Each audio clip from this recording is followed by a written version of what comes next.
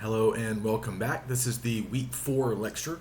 So today we're going to talk about Lorraine Hansberry's play, A Raisin in the Sun, one of the most read, probably one of the most celebrated and studied American plays of the 20th century. And we'll also talk about some of those poems from Gwendolyn Brooks that I assigned for the week as well. Obviously, they are dealing with similar subject matter, similar thematic material to what we see in the play. And I did want to spend most of my time today on the play and just, doing some of the things we've been doing these last couple of weeks, just talking about potential areas that we could explore further if we wanted to conduct analysis on this text, if we wanted to return to it at some future point and do more work with it. So just kind of pointing you in a few directions that you might find interesting, and also providing a little bit more historical and cultural context, because I think we can probably tell just by reading about Lorraine Hansberry and reading the play itself that we do need to have some understanding of sort of a larger context here. Part of what makes this play, I think, very interesting and sort of fun to talk about is, on one hand, our setting feels very restrictive, very constricted, claustrophobic, small. We spend all of our time inside the Youngers' apartment. It's a relatively cramped space with, three generations of this family all living there. The youngest, Travis, does not have his own bedroom. He has to sleep on the living room couch. So we feel somewhat claustrophobic probably as readers. And I think that's probably by design to help capture how they feel, the characters themselves. So we spend a lot of our time in this constricted space. But meanwhile, there's a lot going on outside. There's a lot going on in terms of, Chicago itself, the setting, the larger sort of geographical setting, so we can talk about developments in the U.S. here, but also we have to talk about some sort of larger global events, because some of those things make their way into the text. They are at least referenced or mentioned in the text. So, any understanding of the play will require some grasp on the civil rights movement in the U.S., certain aspects of race relations in the 1950s and 1960s, but also sort of anti-colonial or post-colonial efforts that are going on in other parts of the world. And Benitha is really the character, Benny is the character who sort of communicates most of this to us, and also, of course, to her family within the context of the play. She's obviously interested in some of these developments that are going on in places like Africa, as traditional European powers like the British and French are leaving, and these countries are becoming independent. These former colonies are gaining their independence from former European empires. So that's very interesting and important to Benny. And then we also have the character of Joseph Assegai, who is a Nigerian sort of exchange student going to school in the U.S., but he's obviously very invested in what's going on in his native country, but also sort of that larger region, that sort of larger geographical area. So some of that stuff does get mentioned directly in the text, and we actually get a lot of references to some of these larger events that are going on. So while we feel somewhat confined to the Youngers' apartment, we also get a sense that there are these big momentous things sort of happening, and the family is sort of caught up or involved in some of that to an extent. Because again, if we want to really dig in to the historical and cultural context, we could potentially learn more about redlining, about a lot of the debates and frankly violence and mob violence that surrounded sort of housing issues in Chicago and other major American cities too. But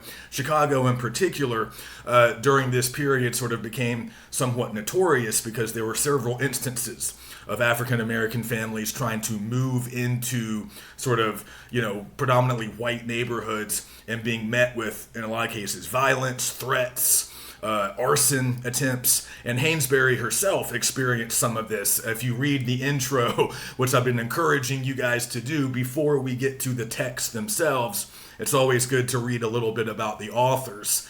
And the editors of Norton sort of do a nice job with that. So they talk about how Hainsbury was born into, a middle-class African-American family. They lived on the south side of Chicago, probably not far from where we are here in the text, but they were middle class, and they attempted, I think, in the 30s, like the late 30s, when Hansberry was still very young. They moved into a sort of a white neighborhood, and they met with threats and a lot of sort of discrimination and just bad treatment. So she was able to draw on some of those, some of her own personal experiences, but this was also kind of a recurring thing that was happening a lot throughout this period. So knowing a little bit about that would also help. So I just wanted to start today, and we don't have to spend all of our time on the cultural and historical context. There are some other ways we could get into this text and conduct some good analysis. So I'll go through some of those other possibilities as well. But I wanted to start today with a little bit more on Hansberry, just because she's a pretty interesting figure and she often gets overlooked. I mean, like I said, this play is very famous and a lot of people know it. A lot of people have to read it at some point in school. You might also like to know that it was made into a 1961 film adaptation starring Sidney Poitier. That was my first exposure to the text. I would hazard a guess that a lot of Americans have seen the movie, maybe even in some cases more so than having seen the play. The movie is a pretty faithful, rendition, although there are a few changes. But we are, of course, reading the play. We are not watching it performed as it was meant to be. But I would encourage you guys, if you want to look for it online or if you want to look for the movie, it never hurts to see actual performances. Of course, somewhat limiting to only read the text, but that's what we're doing in class. So you'll notice the importance of the stage directions and a lot of the other, sort of particular aspects of drama. I'll talk a little bit more about that stuff. But anyway, I was trying to talk about Hansberry and the fact that, the play is very well known. A lot of people have seen it or at least read it. But yet she is often overlooked as an important sort of figure in American literary history and certainly African American literature in the post-war years. But as you'll see if you read the intro, she died young of cancer. So her career was sort of tragically cut short. She really didn't get a chance to do a whole lot of other work after this play. I mean, I think she had some other stuff that was maybe published posthumously. I can't quite remember, but this is primarily what we remember her for. Now, what's interesting about the play, when it first came out, it was often, it was received as, it was well received, celebrated. And a lot of people viewed it as sort of being an apolitical drama of, one American family striving for the American dream. That was kind of a traditional, sort of conventional reading of the play. Not long after it came out. In fact, as they mention in the intro, it was even criticized by some African American intellectuals and writers who thought it was a little bit too middle class, a little bit too focused on sort of integration, assimilation, perhaps. There's a famous quote, I think it's Amiri Baraka or somebody of that era who said, it's too concerned with just moving into white folks' neighborhoods.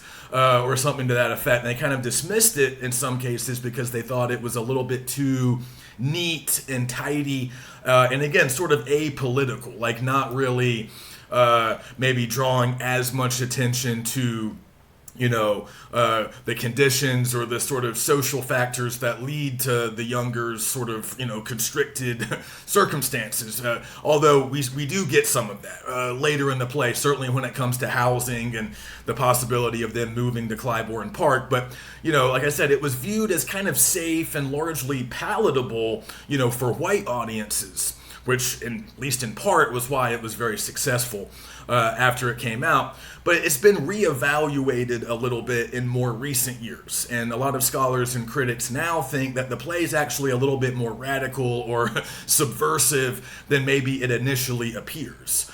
because while some members of the younger family might be somewhat apolitical or not exactly, activists or, sort of expressing really clear messages about inequality or racial justice, there are some interesting sort of hints and underlying messages that can certainly be teased out and explored. And also there are these references to these former colonial spaces that are fighting for independence. And we get some interesting commentary on that stuff as well. And then, of course, later in the play, we have this whole debate, this whole drama about going to the white neighborhood. So there's a lot there to unpack, and a lot of the reevaluation of the play has been a little bit connected to a sort of reevaluation of Hansberry herself. Because like I said, she's kind of garnered some increased interest and scholarly attention in recent year, or sort of the last few decades. And a lot of critics have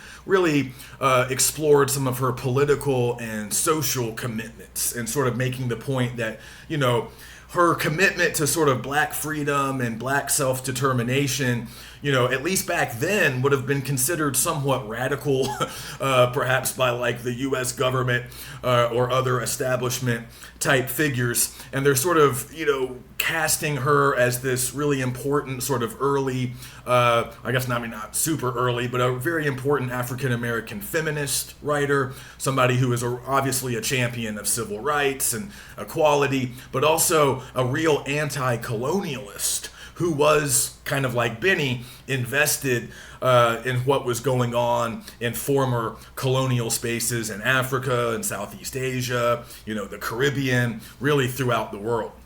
So I wanted to share this quote from her. This is from a speech that she gave in 1959, the same year that the play comes out. So just to give us a little more context, they talk a little bit about some of her political and social beliefs in the book, but I just wanted to read you this quote to kind of give us some more insight into Hansberry and how she felt and what she believed. So this is a quote from her speech. And so she's now speaking. And as of today, if I am asked abroad if I am a free citizen in the United States of America, I must say only what is true. No. If I am asked if my people enjoy equal opportunity in the most basic aspects of American life, housing, employment, franchise, I must and will say no. And shame of shames. Under a government that wept for Hungary and sent troops to Korea, when I am asked if that most primitive, savage, and intolerable custom of all, lynching, still persists in the United States of America, I will say what every mother's child of us knows, that they are still murdering Negroes in this country, in all the old ways and in many new ones. So again, the same year that the play comes out, she gives that speech, and a lot of critics have pointed out that she was actually sort of being surveilled or sort of watched by the FBI because of some of her political leanings and the fact that she supported a lot of these post-colonial governments in places like Africa, these other sort of former colonies that were gaining their independence around this point in mid-century.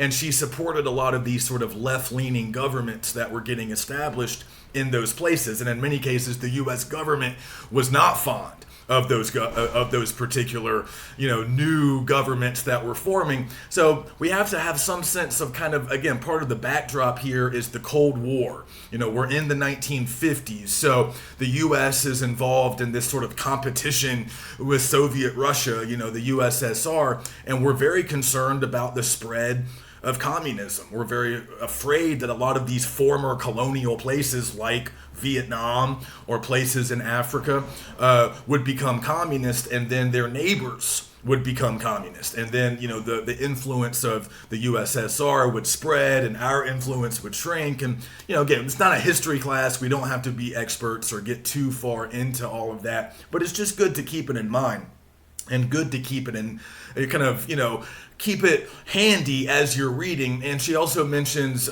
Korea in that speech. So we had been to war in Korea largely to stop the spread of communism between 1950 in 1953. So again, she often pointed out in like her correspondence and some of the journalistic writing that she did, she often pointed out that the U.S. was very quick to send aid to other countries, especially if we were trying to stop the spread of communism to those countries, but we weren't as interested in sort of ensuring equal rights and equal opportunities here domestically for our own people. So she was pretty outspoken. I mean, she's definitely considered an activist, an advocate, for black freedom really everywhere, not just in the U.S., but also in other parts of the world, and sort of, took up the mantle for oppressed people, and again, formerly colonized people. And she obviously could find a lot of connections between their experiences and the experiences of African Americans here. So I thought it just would be kind of helpful to run through a few other major events that are just sort of going on around this time. So again, thinking a little bit more about sort of anti-colonialism and some of the references we get in the book, I thought it might be nice just to hear a few dates. So again, a lot's happening throughout the 50s. Particularly in former British and French holdings in Africa. So in 1957, Ghana, a West African nation, wins its independence from the British. Then a couple of years later, in the Caribbean, we have the conclusion of the Cuban Revolution, where Fidel Castro comes to power. That's 1959, the same year as the play comes out. Cuba had formerly been a Spanish colony. They had been free for a while, and they had sort of a friendly government to the U.S., but then Castro took over in a revolution, and his government was obviously not particularly friendly to the U.S. And then Kenya, this is actually mentioned kind of obliquely in the text. We at least hear about Jomo Kenyatta. We hear about him from Walter and kind of a less than authentic impersonation of Africans, which is kind of, offensive. But he's drunk when he does it. But he does mention Kenyatta, who was the first president of an independent Kenya. They won their freedom from the British in 1963. And a little bit before that, in 1960, Nigeria became independent, also breaking away from the British. So it's kind of interesting to think about Nigeria becoming independent just 1 year after the play comes out, because again, we have a Nigerian character in Joseph Assegai who is sort of courting Benny, and we see him come over to the apartment a couple of times. They appear to be classmates in college. But he seems it seems like he intends to return to Nigeria to take part in their sort of post-colonial, newly established independent government, or he wants to play some role. He has a conversation with Benny about this near the end of the play in Act 3. And she's sort of downtrodden and cynical by this point, for reasons that we can understand once we get to the end of the play. And he's talking about, going back to Nigeria and, sort of the role he hopes to play. And he makes this sort of interesting argument about progress and about sort of how he envisions the future of that country unfolding. And in some ways, it's kind of frank and realistic. He acknowledges, like Benny sort of mentioning, like, it's going to be difficult, to sort of build something brand new. She's sort of losing, a little bit of her hope and optimism. And he agrees to an extent, and he acknowledges that, there might be some missteps, there might be mistakes made. He even acknowledges that his own usefulness might expire at some point if he does end up playing a prominent role. He even acknowledges, maybe I'll lose touch, or I'll become, sort of corrupted or something. I mean, I'm badly paraphrasing it here, but, he says at some point I might be deposed. My own people might decide to get rid of me. They might decide that, I'm no longer useful. But what's important to him is, even if it's a long process and it's difficult at times, what's important is this sense of self-determination. This, he says at one point, it'll be us doing it, not British soldiers. There won't be some foreign power, some external force manipulating us or exploiting us or, making us do things. It will be us sort of, our own people, choosing our own path, or sort of choosing our own destiny. And he seems to take a lot of pride in that idea, or he really supports that idea, even if it means he kind of becomes a casualty of whatever progress they're trying to achieve. And it's just kind of interesting to keep that in mind if you're reading a little bit about Nigeria's actual history post-independence. So they had a civil war not long after gaining their independence, like in the late 60s. I believe it ended around 1970. And then they had a series of military dictatorships, a lot of sort of instability. But by the 90s, by the late 90s, Nigeria had sort of been established, had emerged as a pretty well-established, stable democracy.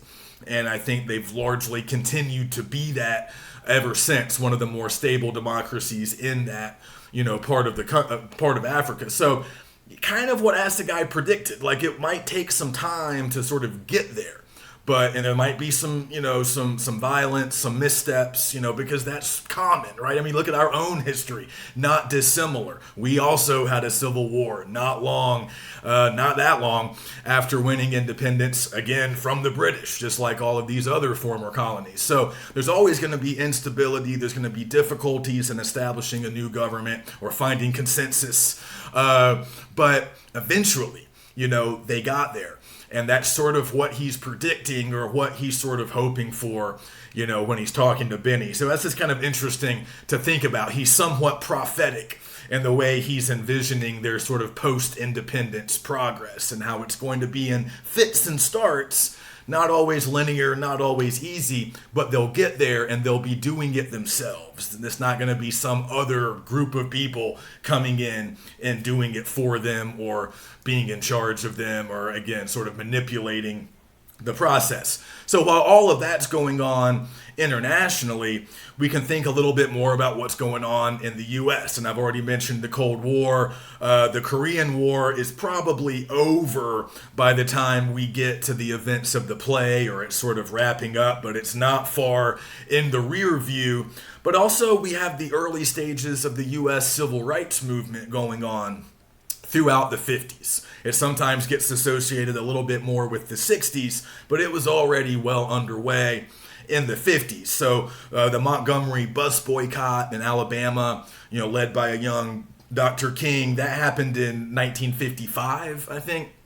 There might have been more than one, but I think the first one was in 55, and then a couple of years later in 1957, sort of a famous incident in Little Rock, Arkansas, as they were attempting to integrate schools. This was a federal mandate that, of course, a lot of southern states were resisting, and they were refusing to integrate. So the National Guard was called out, and a handful of African American students were trying to walk to school, this predominantly white school, and they were being escorted by the guardsmen. There was sort of this violent, unruly white mob surrounding the steps to the school, insulting them, throwing things at them, hurling, racial slurs and all of that. There's pretty famous footage. You can find that. There's documentaries and some famous photos of that particular event. So all of this is kind of going on as backdrop, as sort of context that will help us, to navigate the play a little bit. Again, not all of this is getting explicitly mentioned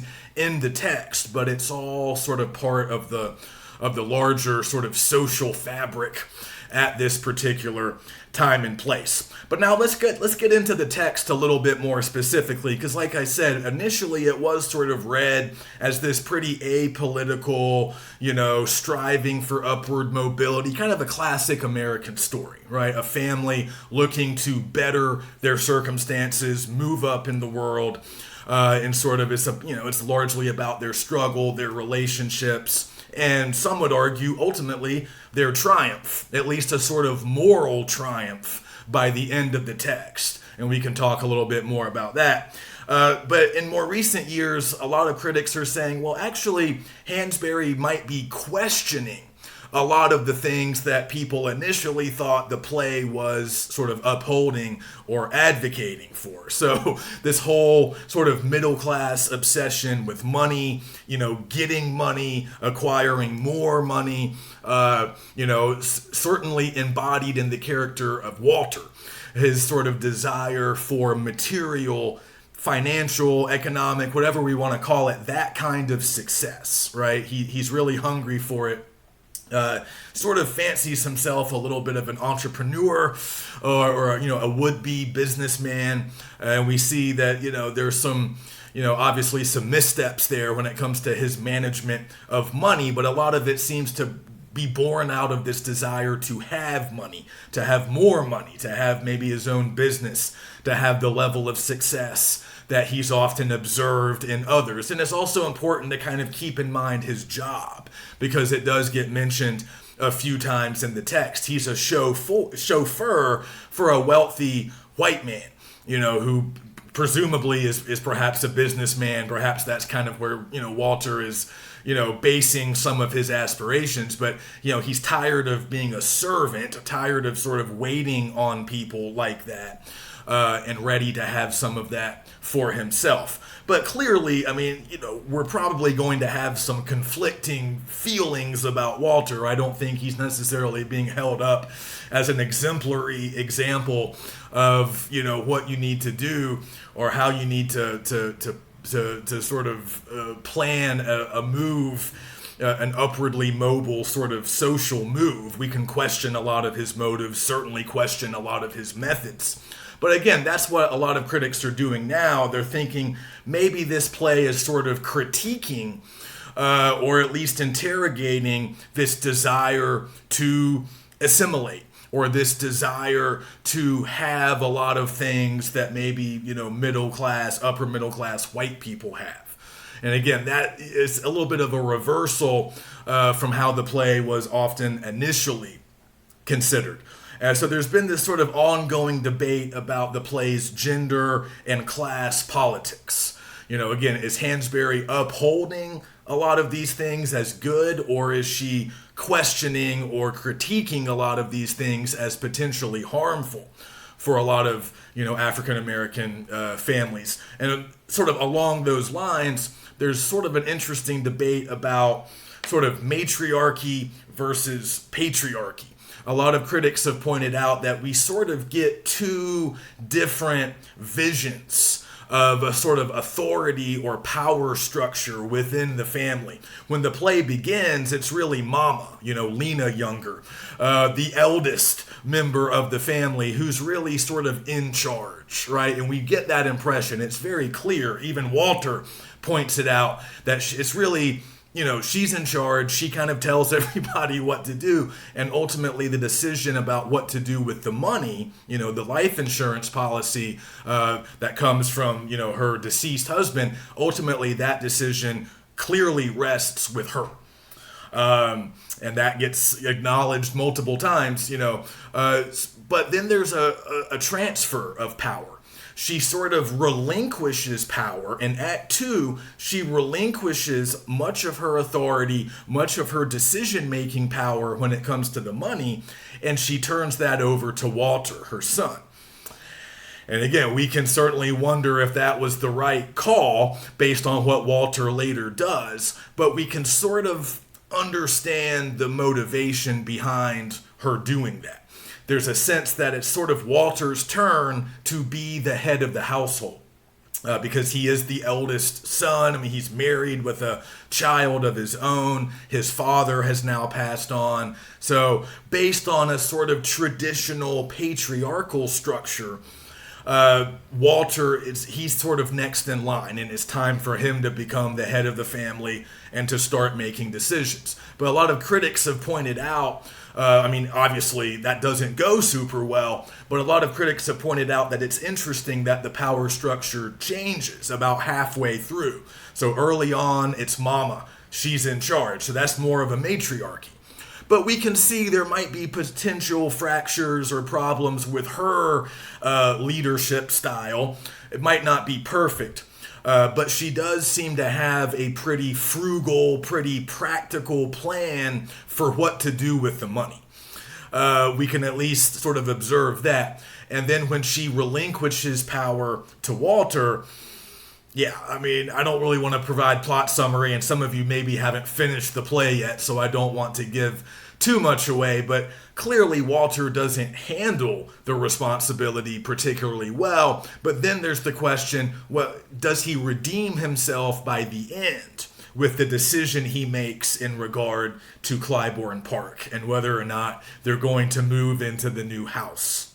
So Mama does save them ultimately from sort of total ruin by going ahead and making that down payment on the house in the white neighborhood that they plan to move to, because they want to get out of the South Side. They want to get out of this cramped apartment where they've been living for so long.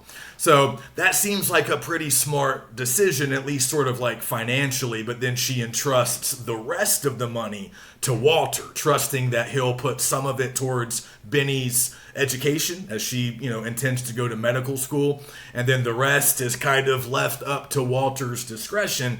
And again, we see how that turns out. So is it fair to say that we are really offered a superior vision? Like, is one way better than the other? Does the matriarchy work better than the patriarchy, or are they both flawed? And is Walter perhaps sort of handicapped or handcuffed in certain ways that prevent him from maybe taking on a bigger leadership role? Is the same true for Mama? Is she also sort of prevented for various reasons? Lack of education, lack of opportunity. Again, these sort of restricted boxes that they're sort of supposed to stay in. Are either of them ever able to really wield enough control to sort of steer the family in the right direction? So that's sort of been an ongoing debate. Which way works better, or are we perhaps meant to believe that neither way is really working? And is there an alternative way that's on display here, or that we can possibly imagine? So that's something to think about. And again, just sort of thinking about the desire to move into that neighborhood. Like, what do we make of that? And again, that sort of requires a little bit more context. That might require a little bit of a larger understanding of sort of what's going on at this time. And some of it makes its way into the text. So if you remember that moment when Miss Johnson, their sort of annoying neighbor from across the hall, comes over to visit, and she has a newspaper, I believe, with her, or she's at least referencing a newspaper story that she recently read. And the footnote in the book tells you that likely the paper was the Chicago Defender, which was an African-American publication, somewhat similar to some of the publications that Hansberry wrote for as well before breaking through as a playwright. But the story that Mrs. Johnson is referencing is about a black family having moved into a white area and getting firebombed, having their apartment or house literally bombed. And that wasn't an anomaly. That wasn't a sort of, incredibly rare event. So with just a little bit of Google research, I mean, you can find this stuff pretty easily. There's a Wikipedia page. There's a pretty good resource that I used a little bit when I was putting this lecture together called just the Chicago Encyclopedia, or I might be getting that a little bit wrong, but it's the Encyclopedia of Chicago, or the Chicago Encyclopedia, just an online encyclopedia that has entries on a lot of this stuff. So it's been well documented. You can find a lot of information on it. And again, we don't have to be experts. We don't have to be historians, but it helps to know a little. It helps to know sort of the larger picture in order to understand some of what these characters are sort of going through. So you guys might be familiar with the practice of redlining. That's been talked about a little bit more in recent years. It's really sort of a legacy of the early to mid 20th century. It eventually more or less got outlawed, though that's sort of a debatable point. But a lot of the effects of it remain, in place, and they're still sort of being combated today. So just to give you a really basic definition, in case you're not familiar, redlining is a discriminatory practice in which certain services are withheld from customers or people living in certain neighborhoods. So it's kind of related to just basic segregation type practices, but certain neighborhoods throughout the early and mid part of the 20th century would have been classified as like hazardous to investment. They would have been sort of, cast aside as potentially dangerous, not good places to start businesses, and largely those decisions were made based on race. If a lot of non-white, if a lot of racial minorities were living in those neighborhoods, they would be considered hazardous in some way. So they would largely be cut off from a lot of services, a lot of economic things, a lot of job opportunities would be missing. There wouldn't be a lot of business there, wouldn't be a lot of access to things like fresh food or good schools. The infrastructure would be bad. In some cases, the neighborhoods would be in sort of out of the way or isolated places where it was kind of inconvenient for various reasons. They might have, a highway overpass built through there, or a train line, or the local creek might, be where they dump a lot of runoff. So this happened a lot in cities like Chicago and, major cities really throughout the U.S., but Chicago in particular was sort of known for engaging in this practice really sort of intensively over a long time. So what it ends up sort of creating is just highly segregated living conditions where you have, predominantly white neighborhoods that are often more affluent, and then you have predominantly African American or Latino neighborhoods that are, impoverished and often cut off from a lot of the services that they need. They're often overcrowded, again, lacking access to good schools, in some cases even things like grocery stores or public transit are sort of, cut off from these places. So it happened for a long time, and there were other sort of aspects of it. I'm not going to be able to do a great job of explaining it all. I'm no social scientist or journalist, but again, if you're interested, there's a lot of research that's been done. There's a lot that you can read or watch about this stuff. And it's not just Chicago, but Chicago is often used as a prime example of this stuff. So another thing that ends up happening is in these predominantly black or Latino neighborhoods, it would be, very difficult and in many cases for people to attain home ownership, hard to get a loan. Like there was some study done that showed that during this general time period, it would have been much easier for somebody in a lower middle class white neighborhood to apply for a bank loan to maybe put a down payment, towards a house. It'd be much easier for them than even somebody in a, upwardly mobile middle class African American neighborhood, maybe like the Hansberries.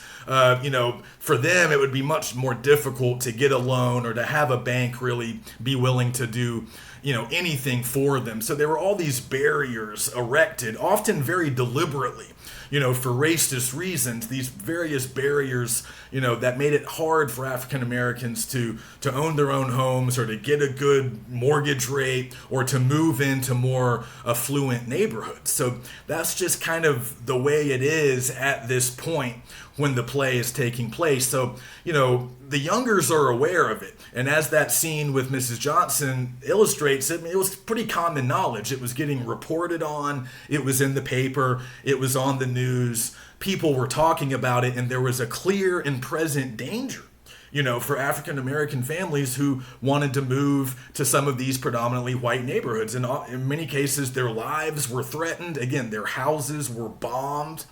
So I just wanted to share a little bit more. Again, you can find this info easily enough, but there's a lot of information about a particular riot that happens in a sort of a Chicago suburb in 1951 called the Cicero riot, where again, a black family is trying to move into the neighborhood, and there's this huge, angry white mob that's usually reported to have been numbering into the thousands. Maybe 2,000 to 5,000.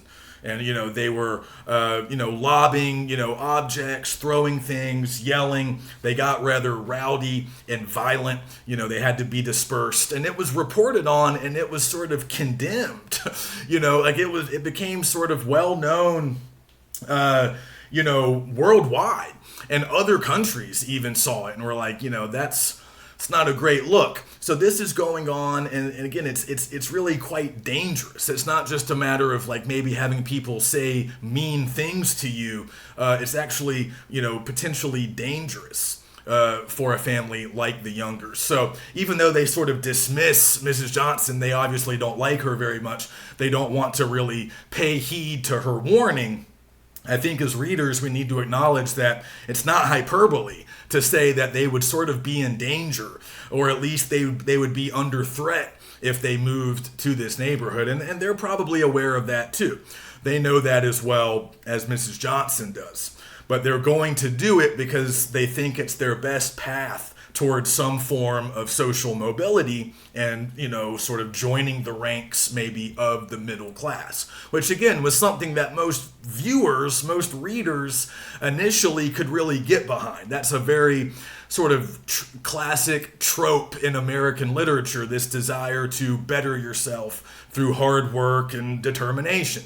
So it's part of what made the play appealing, but it might be a little bit more complex when we consider the full sort of ramifications of what they are, sort of proposing to do. All right, so that's probably enough on historical and cultural context. There's a lot more you guys could look into. We're going to talk a little bit more about Bronzeville and the south side of Chicago in general as sort of a particular milieu, a particular setting that you could also research more, because obviously it shows up in the Gwendolyn Brooks poems as well. And it's just an interesting thing that you could research. Again, you're drawing more on sort of cultural history, but it gives a lot of color and a lot of valuable insight to the text that we're studying. But I just wanted to mention a few other things that you could explore with the play if you didn't want to focus exclusively on historical and social stuff. So we've talked a little bit about intertextuality in the past when we were discussing Vonnegut. We talked about it a little bit with Kerouac as well. Just this sort of postmodern tendency that we see sort of after World War II in a lot of American literature, where the literature will contain a lot of other texts, right? A lot of texts within the text. So we saw that with some of our examples of the novels, and we're seeing it again here, where a lot of other things get mentioned. We get some quotes, we get some references, and again, some of this might force us to do a few Google searches, but a lot of these will get explained by the footnotes in the book. So I just wanted to and again, this is just sort of characteristic of a lot of literature from this time period. But I just wanted to list a few of the other texts that seem to have an influence on this text, because again, this is kind of tied to that metafictional quality or that self-referentiality that we discussed with a lot of postmodern lit, where they're sort of wearing their influences on their sleeves. They're very content to sort of show the influence of other texts and how other texts are connected to what they're writing about, and how all of this stuff sort of has, various relationships and interconnectedness. So we start with a poem. The Langston Hughes poem, Harlem, is obviously where we get the title of the play. And that's the very first thing we see before we actually get to the play itself. So we could start there. The Bible gets referenced several times throughout the play. So again, you should always check the footnotes. You might recognize some of that scripture. I don't know. Some of you might know the Bible well, but you should always read the footnote, even if you're not really familiar with that particular quotation. It's just good to know where it comes from. It just gives you a little bit more knowledge. So the Bible gets referenced by Mama on a few occasions, but I think Benny as well, maybe Walter or Ruth, I can't quite remember with them, but we know that religion plays an important role in the family, at least for Mama, at least for, the matriarch of the family. And we see that she kind of enforces a certain venerance, for religion, even though Benny at least doesn't seem to share her views. But the Bible kind of plays a role, as do African American spirituals, which of course, come out of the African American church, and has kind of a long history and legacy. You guys could research that as well, because there are several references to spirituals. They get quoted a few times, and again, the footnotes point that out and even tell you the name of the spiritual, so you could search for it. You could look at the complete lyrics and do a lot more work with that. Walter, I think, references a spiritual. I know Mama does on at least one occasion. So there's a lot there. And again, that stuff might not be immediately familiar to you as a reader, and that's fine, because you can find out whatever you want about it, learn more, think more, and that could ultimately become a part of your analysis. But also we get sort of like what we saw in Kerouac when he references Gene Autry, like a famous actor of the 1950s. We get some pop culture references, or at least they would have been pop culture or contemporary culture back then in 1959. So like movie stars like Greta Garbo, movies like Mrs. Miniver and Gone with the Wind, which is of course still famous today. All of those get mentioned at some point or another by characters. But also, and this is maybe a little bit different, we're kind of departing, strict texts at this point, but another, I would call it sort of a discourse or a debate, or just sort of some ideas that also show up, at least briefly. And again, it's that conversation with Mrs. Johnson, which is pretty rich in content if you're really looking closely at it. Another thing that gets mentioned there, at least briefly, another person that gets mentioned is Booker T. Washington. And again, you get a footnote on him. If you're not really familiar with him, maybe Google him. Maybe go to his Wikipedia page. Do a little bit of light research, because again, it's not pivotal to understanding the plot of the play, but it's important because we see the younger family, or at least Mama and I think Benny, have a very sort of particular reaction when Mrs. Johnson brings up Booker T. Washington, who was sort of an important figure in African American history and culture, really in just American history and culture, born into slavery, became sort of an early advocate for African American education after emancipation, but sort of focused on sort of more like vocational education, and really sort of pushed for African Americans to sort of do a lot of for lack of a better way of putting it, like a lot of like manual labor and maybe a lot of jobs that a lot of white people wouldn't want to do.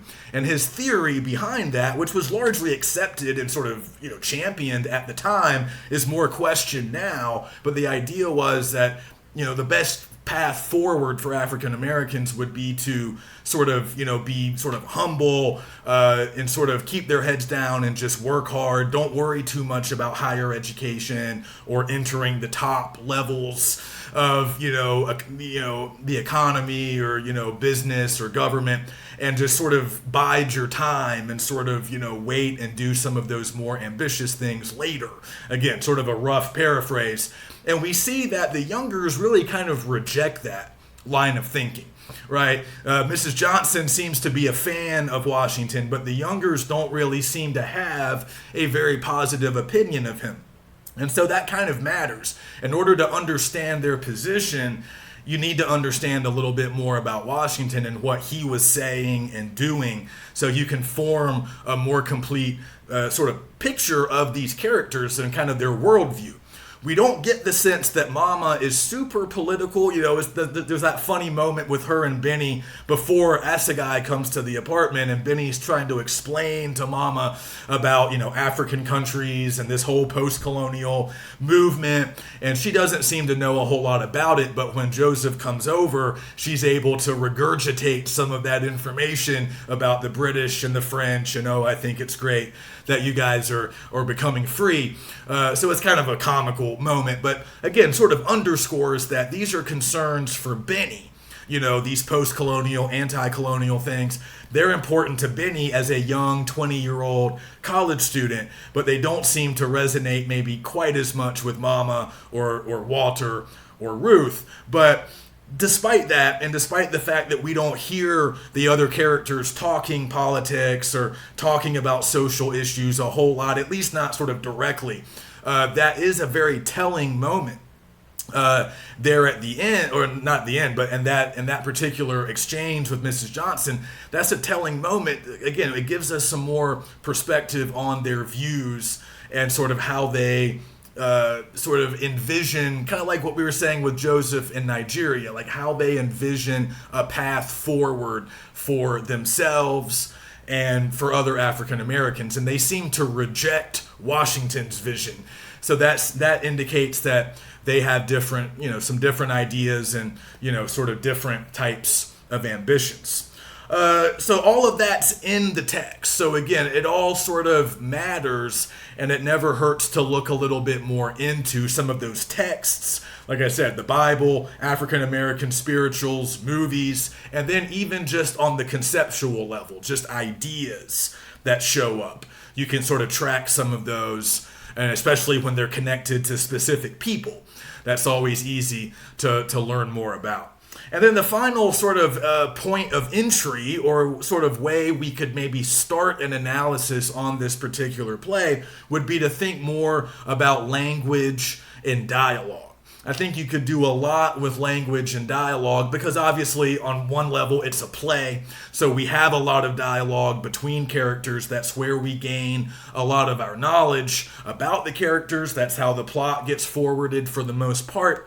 So you have a lot of dialogue to work with, but I always think it's interesting when Benny is introduced. When Benita, I believe, is first introduced pretty early on in the play, her way of speaking is described. If you look at sort of those like extended stage directions in italics, which also include a lot of good description and almost what amounts at times to like exposition, almost like what we would get maybe in a novel when they're explaining certain things, when the author might be, explaining certain things about characters or setting.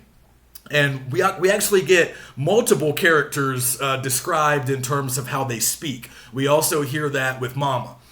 But I believe we get it with Benita first. And there's this really interesting sort of juxtaposition created between two sort of different poles, right, in terms of how Benita speaks and her sort of accent or inflection. So on one hand, we're told that education has permeated her sense of English, which is an interesting way of putting it. But again, we know that Benny is a college student. She's obviously being exposed to a lot of, new ideas, new ways of thinking. But also, I believe it's mentioned as well that there might be a little bit more of a Midwestern influence on her versus a strictly Southern influence. Because as we probably know, or if you know anything about the Great Migration, there had been a lot of African Americans throughout the first half of the 20th century leaving the South and moving to big northern cities, usually in search of better economic opportunities. So Chicago, obviously no exception. Thousands of African Americans migrated, really starting in earnest like in the 19-teens, and then probably continuing really up through mid-century. So we know that Mama, and certainly her deceased husband, they were born in the South. They probably grew up in the South and maybe moved to Chicago when they were young adults, had lived in, obviously she's been in Chicago for a long time, but she still has memories of the South. And as far as Walter and Ruth, I'm not sure. I don't know if we ever really learn whether or not they were born in the South or born in Chicago, but we know that they still sort of have a certain Southern inflection or accent to the way they speak. Because at the very least, they grew up in a household with parents who were from that region. And you're always influenced a lot by how the people around you speak. But Benita, almost certainly being the youngest, being the younger sister of Walter, she was most certainly born, more likely to be born in Chicago. So a little bit more of a Midwestern influence, but also the influence of education, the fact that she's learned what we might call just sort of standard English, and we typically hear her speak more or less in standard English. which contrasts a little bit, with many of the other characters in the play. Again, education seems to be an important dividing line because we see that Benny speaks a little bit differently than, Walter, Mama, or Ruth, but we also hear largely standard English from George, another young college student. Joseph Assegai has a sort of formal diction that is pretty common amongst people who have learned English, maybe a little bit later in life. Very correct, very proper, but a little bit more formal than, what we would hear from other characters. So again, there's a clear separation between Benny, George, Joseph on one side, the college students, and the rest of the youngers sort of on the other side in terms of just basic sort of, conventions. The differences between what some people might call standard English versus what is sometimes called vernacular African American English. Some people object to that term, but we might sense something along those lines with Mama, Walter, and Ruth. But again, there's a Southern influence, but there's also apparently a South Side of Chicago influence, because that's what we also learn when we're being introduced to Benny. So yes, education has permeated her sense of English, but at the same time, they tell us that there's a soft, slurring, and transformed use of vowels, which is the decided influence of the South Side. It's a very interesting description. A soft, slurring, and a transformed use of vowels. And Hansberry is characterizing these as the decided influence of the South Side. And remember, Hansberry herself grew up on the South Side of Chicago. So perhaps speaking from experience, lived experience, and also just her powers of observation. So I was wondering, if we could maybe interrogate that a little bit more, think more about what that means, and try to find some evidence of those traits in some of the individual lines of dialogue that we're reading in the play. So even Benny, with her sort of college education and her use of standard English, she still has these certain characteristics of the South Side. A soft slurring and a transformed use of vowels. And then we learned that Mama apparently slurs quite a bit, according to the description. And that's sort of in contrast to the very almost sort of formal, regal manner in which she sort of carries herself in terms of like how, sort of her address, her carriage, her presentation. But we are told that she very much speaks like somebody on the South Side. So again, I think we could do more with that if we were interested. And we could just compare a lot of different characters in the way they speak, because we get, like I said, a lot of different kind of almost like versions of English between Assegai, Benny and George, the rest of the youngers. And then, of course, we also get Mr. Lindner, the only white character in the play. And he has his own way of speaking. And he's sort of a representative of a different kind of racism. We talked a little bit about the violent mobs, the threats, the bombings that occurred when black families tried to move into some of these neighborhoods in Chicago and other parts of the U.S. But Lindner represents kind of a different style or flavor of prejudice and racism. He's a lot more gentle and sort of polite in his style, but the effects might be, somewhat similar. So when he shows up, that's a very interesting conversation that takes place amongst him, Benny, Walter, and I believe Ruth is there as well. But Walter and Benny sort of do most of the talking. And there's that brief moment where it almost sounds like Lindner is opening the door to this family and sort of saying, hey, if everybody could just sit down and talk like we're talking right now, we could work out a lot of our problems. And at least Walter, I don't think Benny ever puts much stock in Lindner, but I think for at least a moment, Walter and Ruth maybe believe, oh, this is going to be a warm reception and we're going to be welcomed. into this neighborhood. But of course, Lindner goes in a different direction. And again, just notice his sort of indirect style of speaking, the way he's able to utter a lot of verbiage without always necessarily expressing a clear and direct meaning, but eventually they understand. They begin to get the gist of what he's saying. But notice how he frames it. Sort of trying to absolve himself, pointing out, almost acknowledging the prejudice of his neighbors in Clybourne Park, basically saying, hey, they don't want you there. And even though their reasons for not wanting you there are not good, he's not even really able to justify or defend those reasons or those motivations. He acknowledges that they're probably not good, but he's like, hey, they have the right to feel that way. We can't really change their minds. So wouldn't it be easier if you guys just didn't move in?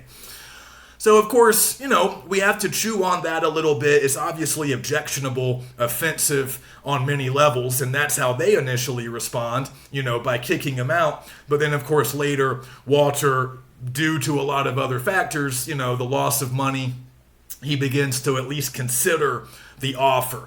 And then that sets the stage. Well, I'm sorry, I didn't mention the offer. The actual monetary offer that Lindner makes, he offers to give them more money than the house probably would have even been worth in order for them to not come.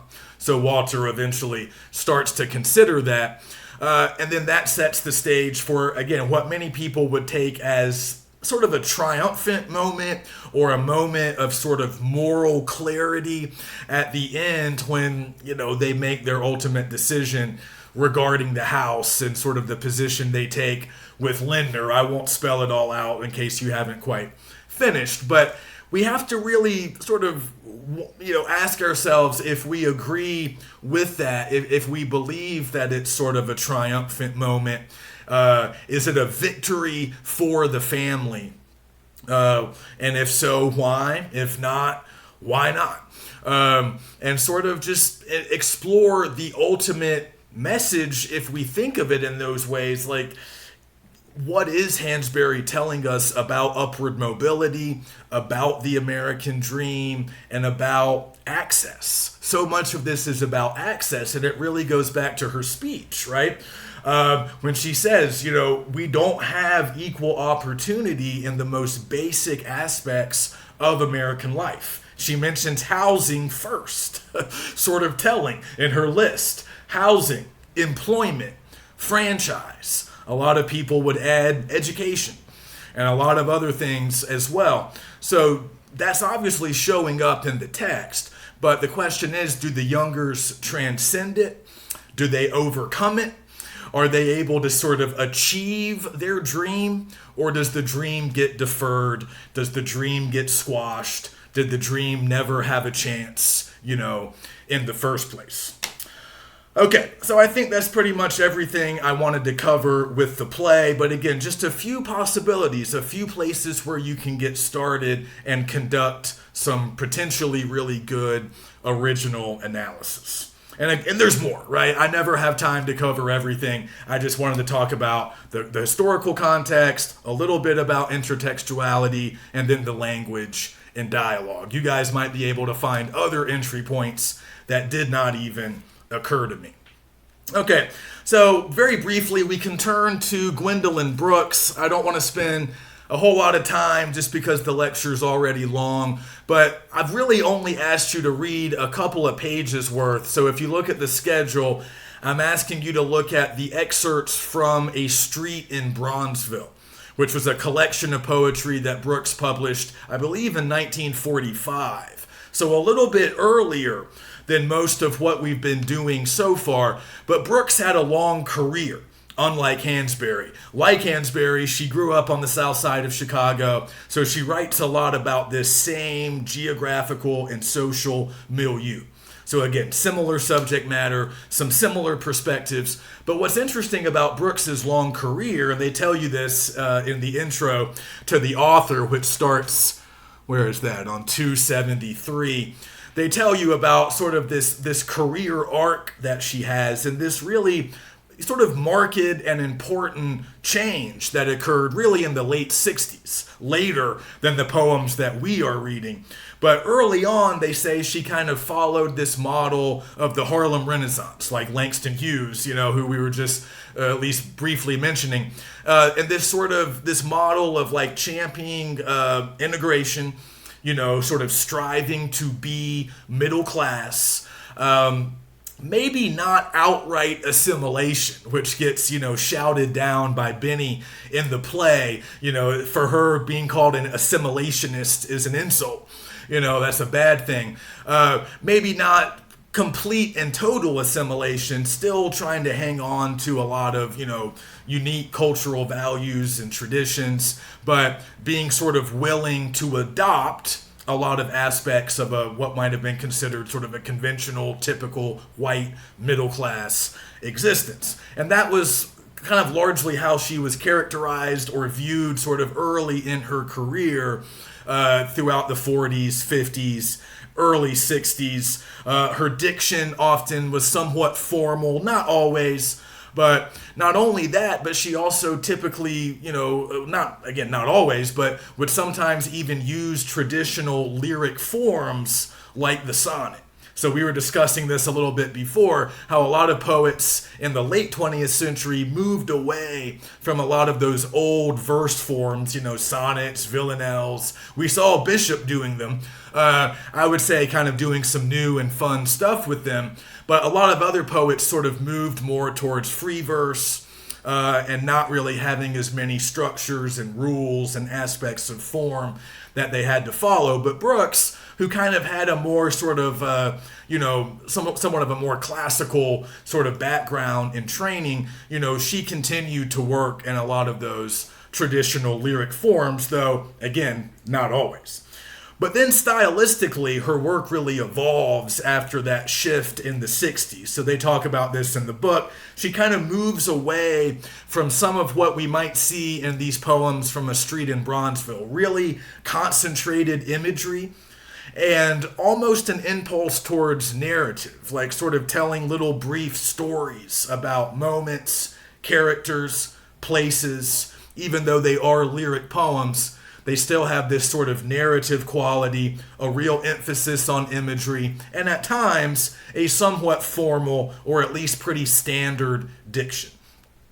Okay, so we might observe some of that, but at the same time, they say that she wrote always very vigorously accented and vigorous, strongly accented, and strongly rhymed lines with a great deal of alliteration.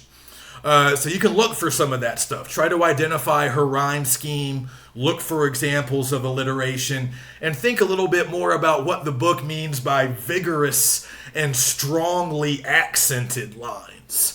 Maybe think a little bit more about how certain words are meant to be emphasized or accented. Look for rhyme, look for alliteration, because that's pretty much characteristic of, the majority of her work. But later, again, stylistically, her work changes a bit, and she moves away from some of the formal diction. She moves away from sort of a concentration on imagery and narrative, and moves towards what they call a more sort of energetic or improv, jazz-like rhythm. So this should sound familiar. We talked about some of those same descriptors with Kerouac. And some of the other writers that we've already looked at, sort of moving away from some of these traditional literary techniques, formal language, and a lot of formal structures. Maybe breaking free from certain grammatical or punctuation rules and, kind of adopting an attitude or an approach more similar to the improvisatory nature of jazz music or rock music, riffing, finding new avenues of expression. So a lot of people think she adopted a lot of those techniques later in her career, while also maybe focusing a little bit more on the African American experience, the complex lives of black women in particular, and even borrowing certain, traditions from African literature in music. But when I think when it comes to capturing, realities of black experience and black women, a lot of that is on display in a street from the poems In a Street in Bronzeville, one of her earlier collections. So Bronzeville was sort of a name bestowed upon a particular part of the South Side. So again, if you wanted to dig more into some of these texts, you could learn a lot more about Bronzeville, and you could potentially make some interesting sort of discoveries or connections. And it's just great background to have, even if you're never going to be more than an interested reader. But again, Bronzeville's on the South Side. It was sort of an early haven for African American migrants sort of coming from the South. So by around 1920, I think, or maybe even a little bit earlier, there was a pretty sizable African American presence there. But because of some of those things we were talking about earlier with redlining and just sort of, pervasive racism and discrimination, their area became sort of impoverished, cut off from a lot of services. And we see, evidence of that even in the play as well. But Bronzeville became known as one of the first real, black metropolises. It had a little bit in common with a place like Harlem, where, there were a lot of social and sort of economic challenges, a lot of barriers to overcome in the area, but they also became homes to a lot of cultural expression and a lot of great art came out of these places. So again, Bronzeville is just interesting to read about. A lot of famous people live there. Ida B. Wells, who was a very well-known civil rights activist, co-founder of the NAACP, she lived there for a while. Obviously, Gwendolyn Brooks lived there or thereabouts. Bessie Coleman, who was the first African-American female pilot in the U.S. I believe maybe the first African-American pilot of any kind. She became the first person to get a pilot's license,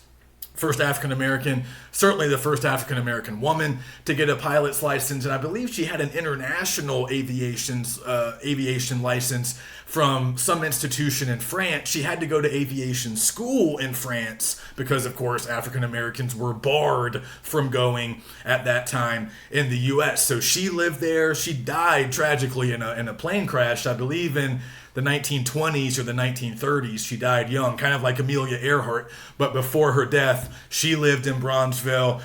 Sam Cooke, the famous R&B singer, you might know who that is, he lived there. Lou Rawls, another famous musician, and for a while, Louis Armstrong, the famous jazz musician. So again, a little bit of crossover, perhaps, between literature and music. He was not from Chicago, but he did live there for a while. I believe he lived in New York for a while too. So Bronzeville has a very interesting and vibrant sort of cultural history, and a lot of important cultural productions, a lot of important art came out of there. So that's interesting, and that could help you to do more with the poems, because though it was this scene of cultural achievement, it was also often a scene of poverty, struggle, and again, certain barriers having been erected, sort of preventing people there from joining the middle class, joining the prosperity that we often associate with the 50s. That's another thing to kind of keep in mind here. Even with 45 or 1959 and the play, we have to think about how America is often remembered or presented during that general time period. This is a time of economic prosperity, at least for a lot of middle class white people. This is the baby boom years, so we have this huge population increase, the rise of the suburbs. It's often presented as a sort of harmonious, prosperous time, and for many Americans it was, but we see a lot of characters here that are being excluded. And the question is, how can they overcome? How can they get a piece of this American dream that seems to be elusive at times? So that's enough for today. I hope you guys enjoy these texts. And again, look for more information online if you have time. And certainly with the play, try to watch it. Try to find the movie if you have time and the opportunity. Okay, so that's it for this week. I look forward to reading your first response papers. I'll get some feedback to you soon, and I'll see you next week.